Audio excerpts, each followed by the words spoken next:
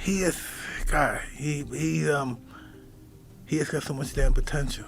He definitely does. He's got so much potential. But he comes back from every fight that he's had better, you know? I mean, when one of the most impressive ones was he knocked out Klitschko. Oh my God. Klitschko's seen better days though. Change, another inconsistency in Anthony Joshua. I now understand, I believe having watched this, where Jake Paul is getting his confidence from. How he's built this narrative in his head that he genuinely has a chance. I think the thing to remember here though, is that Anthony Joshua doesn't struggle against all smaller fighters. This might be his last fight, getting in there with Anthony Joshua and getting knocked out. The stage is set for one of the most talked about fights in modern boxing history, but the expert analysis paints a terrifying picture of what awaits Jake Paul. When voices like Mike Tyson and Joe Rogan break down this matchup, the conversation shifts from pure entertainment to a serious assessment of danger. Tyson highlights the discipline Joshua must show, not because Paul is a threat, but because his power is simply too much for a man at Paul's level to handle. Rogan, in his signature style, cuts to the chase, labeling Anthony Joshua one of the scariest knockout artists in the heavyweight division and calling the fight a crazy proposition for a YouTuber coming off a sparring match with a 5'8" This brings us to the most unsettling point of discussion: fighter safety. It's one of the craziest propositions of all time. You take a guy who just had a boxing match that looks like a sparring match with a 58-year-old Mike Tyson, and then you're going to fight one of the absolute scariest knockout artists in the heavyweight division. Maybe we should watch the Francis Ngannou fight so you could see. Let's watch that real quick, just so you can see what Anthony Joshua is capable if he's fighting someone that's not in his league. Okay, look, Usyk beat him, and he beat him twice, and Andy Ruiz caught him in the first fight and dropped him and stopped him. It was spectacular. Andy Ruiz is super fucking talented. Usyk is perhaps... A chilling perspective has emerged from some analysts, suggesting that a quick one-punch knockout might be the best-case scenario for Jake Paul's long-term health. The reasoning is grim. While a single knockout looks dramatic, the real danger lies in a prolonged beating. Taking repeated, concussive shots from a heavyweight like Joshua over 8 rounds, especially with the smaller 10-ounce gloves they'll be using, could cause far more significant and lasting cognitive damage than a fight that ends in a flash. So why would anyone step into this kind of fire? The answer is a masterclass in high-stakes business. Why the f would he do this? And the only rational idea I can think of for why he's taking this fight is the fact that, from what I could find, it seems he's getting paid around $92 million by Netflix for this fight. And I'm sure all of you that are watching have all had that conversation with your friends where you ask dumb shit like, how many millions to box Anthony Joshua? I mean, yeah, I'd gladly take brain damage for 92 million. I'd do it for like 20K. And I don't think Netflix are going to be happy with replacing Gervonta Davis with a Nate Diaz rematch, as much as Nate Diaz may love that. Who do you want to fight next? Nuggets. Who do I want to fight next? I want to beat the fuck out of Jake Paul and Anthony Joshua, either one. Oh, shit. Yeah, you may think Nate Diaz is being delusional here, but, I mean, I'd take brain damage twice in one night for that kind of money. And as crazy as it seems that Jake Paul's actually going to be boxing Anthony Joshua, Behind the scenes, promoters sifted through dozens of potential opponents. Names like Terrence Crawford, Ryan Garcia, and a Tommy Fury rematch were on the table. But for Netflix, which is documenting this entire event, Anthony Joshua was the prime target. He is the global icon, the former unified champion whose presence alone turns the bout into a must-see global spectacle. For Paul, this is the ultimate risk-reward calculation. There really is only one outcome that can hurt Jake in this scenario, and that's that he gets viciously knocked out. Or he gets beat up really bad for 8 rounds and then viciously knocked out. I saw Nikisa talking on Ariel Helwani's show today about this, about like how it's not necessarily something they're worried about that Jake gets knocked out, because he's not afraid of the one-punch knockout as much as he's afraid of like Jake getting beat up for 8 rounds badly and it, you know, causing some real cognitive damage. And there is science behind the fact that the more repeated head trauma is the more dangerous thing about pro boxing, because those gloves, you can get hit, you get 8 to 10 seconds to stand, and you can repeat it 2-3 times in the same fight, just absorbing punch after punch. So in the totality of Jake getting like knocked out cold, is that the worst thing possible for his health? I mean, who knows, dude? You could have a freaking brain aneurysm when you get hit off one shot from a guy like AJ. Again, knock on wood, you don't want to see any of that happen. If his career ends because AJ hurts him badly, then yes. But if it's a knockout where Jake is able to then continue fighting, people will still watch. It may not be as big as the AJ fight, but he still has an opportunity to make money in boxing. Again, the only way it wouldn't be the case is if Jake got like permanently injured from this fight, which is part of the reason that they take this fight, is because Jake doesn't really have anything to lose here outside of, again, the bodily harm. You know, you fight a guy like Tommy Fury again, which I want to see, I think is more competitive, but doesn't bring the eyes that AJ does. So again, this is the entertainment business, and these Netflix fights are made for a massive audience. But you lose to Tommy Fury again, even by decision, that deflates Jake more than a knockout from Anthony Joshua. A loss to KSI deflates Jake more than a loss to Anthony Joshua. This is a perfect, even if Jake would have gotten just schooled by Gervonta Davis, it would have deflated him more than a knockout, I think. Yeah, it's a lot of risk, a lot of reward, but as far as your marketability, as long as you don't get... A loss to a living legend like Joshua doesn't hurt his marketability. In many ways, it validates his audacity. As some have bluntly stated, losing to a smaller name like KSI or Tommy Fury would be far more damaging to his brand than an expected defeat against a powerhouse like AJ. This logic is understood, but the concern from within the fighting community is palpable. And, you know, Jake Paul being Jake Paul, he wanted to focus on the biggest, baddest names possible. That included Terrence Crawford, that included Ryan Garcia, that included Tommy Fury, that included Anthony Joshua. And we probably had, I don't know, 30 or 40 names that we kind of reviewed. And I will say at least 12 or 13 names that agreed to do the fight, some within the 2-week period, actually. But from a Netflix perspective, they were very keen on Joshua. They were interested on Crawford. They were interested in Ryan Garcia as potential opponents for Jake Paul. They were interested in Tommy Fury at some level as well. And the one that Jake gravitated towards was Anthony Joshua. Once it became clear Ryan couldn't do the fight as well, Ryan was also something that he was interested in doing. And the deal came together mostly because Jake mentioned this as of March of this year, right? That's the first time he was on a podcast and said, I think I can beat Anthony Joshua. Everyone laughed. At the time, Eddie Hearn said this is another, you know, media attention-seeking moment for Jake Paul. I made it clear then to Eddie and to the media, Jake was serious and we wanted to do it in 2026.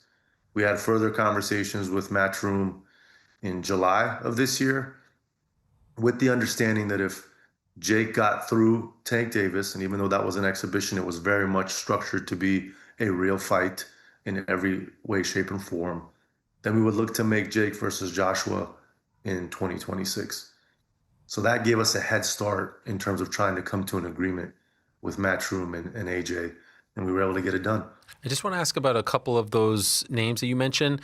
Garcia's interesting because a day or so later, Oscar De La Hoya said he's a DAZN fighter. This ain't happening. And of course, we know there's no bigger DAZN. Now, you know, I wouldn't consider him like a YouTube fighter no more. You know, I feel like he put in the time. He gotten better throughout, like, all his fights. Like, he done got better throughout all those fights, you know? But it's still, like, when you fighting, like, fighters who actually, like, done it for, like, their life, their whole life, it's a little different. You know, if that fight happened, it'll be a good money fight. It'll be a good money fight. But that's a tough task for, you know what I'm saying, Jake going to get that big-ass heavyweight, AJ. You know, I know AJ personally, you know, so that's a tough task. Ryan Garcia has voiced that this could be a life-changing mistake for Paul, not just for his career, but for his well-being, pointing to the chilling knockout of Francis Ngannou. Other pros, like Frank Martin, acknowledge Paul's dedication, but stress that facing a man who has been a world-class fighter his entire life is a different dimension of competition. I think that this has been a misstep from you know, Jake. I think he wanted to make his partners at Netflix a little too happy, and he's gonna walk into it. But like, look it, he loses to AJ. Where does he go from here? You know, like, who does he fight? You gonna go back down to 135? The problem is not that he loses to AJ. The problem is the way he gonna lose to AJ might be life changing. Right. You know, so that's the real issue. It could be life changing in many ways, right? Physically. Yeah, yeah, You know? yeah. See what he did in Nagano. You know, it's like. But then again, like if he gets knocked out, he gets knocked. For AJ, I'm stuck in betwixt and between, because nobody on this green earth would actually turn down 50, 60 million to fight Jake Paul. And people that don't like this will probably watch it because they want to see Jake Paul getting knocked out. So what's it say about AJ and what's it say about Jake Paul? I think I was thinking upside down. For AJ, I thought, Mama's cashing out. He's cashing out because he's going down this mimic line. But I thought, in reality, is he? Realistically, he's thinking, you know what, this big mouth YouTuber stroke boxer has the cheek to call me out. I'd be pissed off at that, if I'm honest with you. I'd be upset if I was AJ, thinking, that's disrespect, man. You think you can deal with me? But he didn't. AJ was jovial and he commended Jake Paul's business acumen, saying, we've sat down, the deal's been done.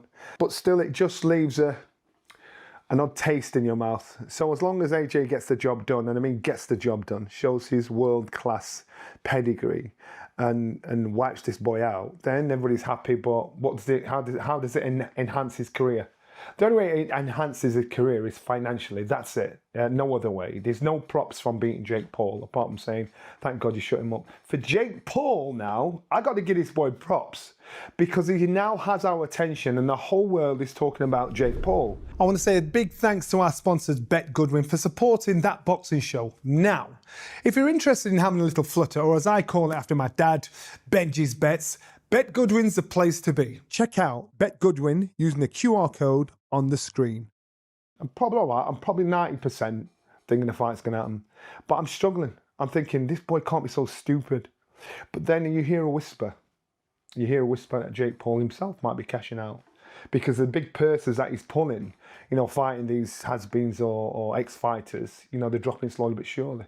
So maybe, just maybe, this might be his last fight. Getting in there with Anthony Joshua and getting knocked out. But there's always that conspiracy theory. Are there some contract agreements that can and cannot be done, which will never see the light of day, that we don't know about? Well, if you're an ex-fighter, and if you like the fight game, you'll see fake.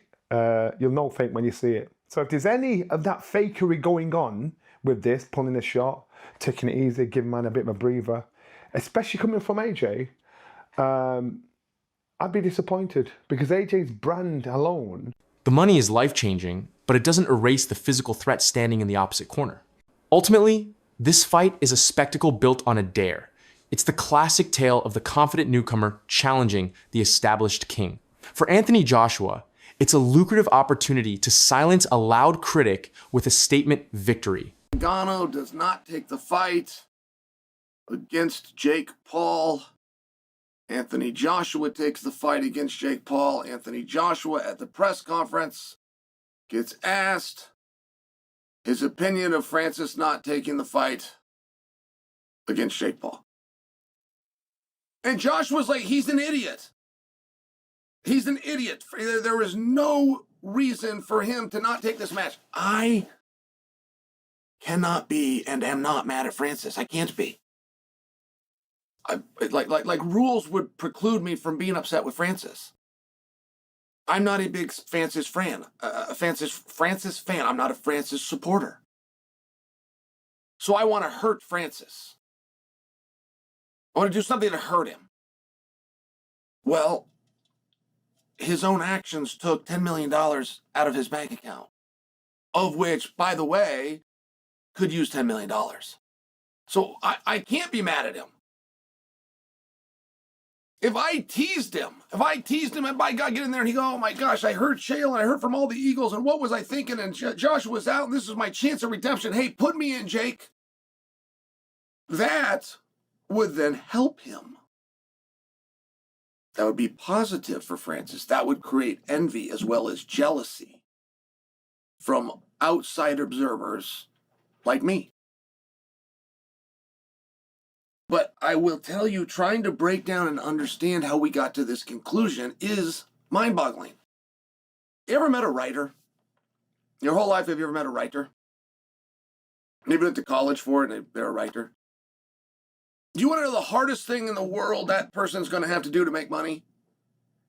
Joshua definitely doesn't struggle, and that's against guys who are of a similar stature to him. When he won his first world title against Charles Martin, he was a taller heavyweight. Not taller than AJ necessarily, but a heavyweight of taller stature, and he got that one with a very simple knockout. It was one of the easiest fights of Anthony Joshua's career. He had a war against Vladimir Klitschko, but again, he was highly competitive and eventually managed to get Klitschko out of there. In the Kubrat-Pulev fight, while it was a mixed performance, he did end up producing one of his best knockouts. Similarly against Robert Helenius, whilst AJ probably didn't put in one of his best performances again, it ended in another dramatic knockout. He was punch perfect against Otto Wallin, in my opinion, and he had that absolutely devastating knockout win against Francis Ngannou, who, of course, an absolutely enormous man with a fantastic chin, or so it seemed until Anthony Joshua got his hands on him. Even earlier on in his career against the likes of White, Brazil, and Molina, these were all taller heavyweights who AJ dealt with consummate ease. Of course, most recently, he had that loss against Daniel Dubois. So the reason I mention all of these is to say that AJ doesn't struggle against every shorter man. Therefore, if Jake does okay in some capacity,